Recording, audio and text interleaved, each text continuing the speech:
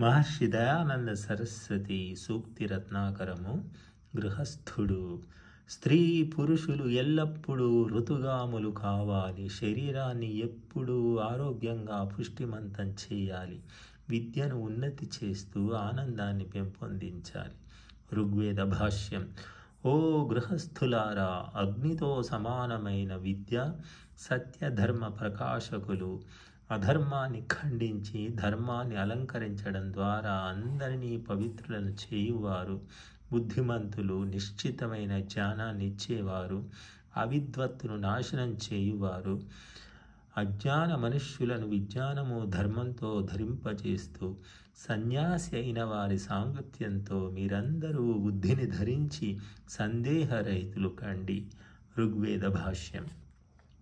ఓ గృహస్థులారా, మీరు అన్ని విధాల ఉత్తమమైన ఇంటిని నిర్మించుకొని సుఖంగా ఉండండి.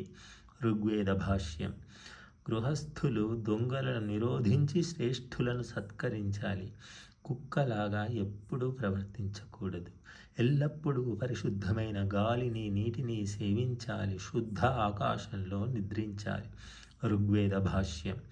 ఓ గృహస్థులారా, స్త్రీ నివసించే గృహం అత్యంత ఉత్తమంగా ఉండాలి. దానివల్ల సంతానం కూడా ఉత్తమంగా ఉంటుంది. ఋగ్వేద భాష్యం. గృహస్థులు ఎల్లప్పుడూ ప్రజాపాలనం, అతిథి సేవ, ఉత్తమ గృహం, విద్యా ప్రచారం, బుద్ధి శుద్ధి, అన్ని విధాల రక్షణం, రాగద్వేషాల త్యాగం నిరంతరం చేయాలి. యజుర్వేద భాష్యం. విచారపూర్వకంగా అందరి హితం కోసం పనిచేసే గృహస్థులు సదా ఉన్నతి చెందుతారు. ఋగ్వేద భాష్యం.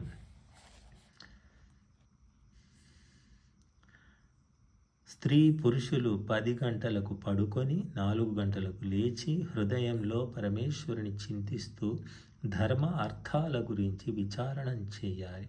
ధర్మ అర్థాలను అనుష్ఠించడంలో ఎప్పుడైనా బాధ కలిగినా కూడా ధార్మికమైన పురుషార్థాన్ని ఎప్పుడూ శరీర ఆత్మరక్షణ కోసం యుక్తాహార విహారము, ఔషధ సేవనం, మంచి పథ్యంతో నిరంతరం ప్రయత్నం చేస్తూ వ్యావహారిక పారమార్థిక కర్తవ్య కర్మ సిద్ధి కోసం ఈశ్వరుని స్తుతి, ప్రార్థన, ఉపాసనలు కూడా చేయాలి. సత్యార్థ ప్రకాశము గృహాశ్రమ ప్రకరణం.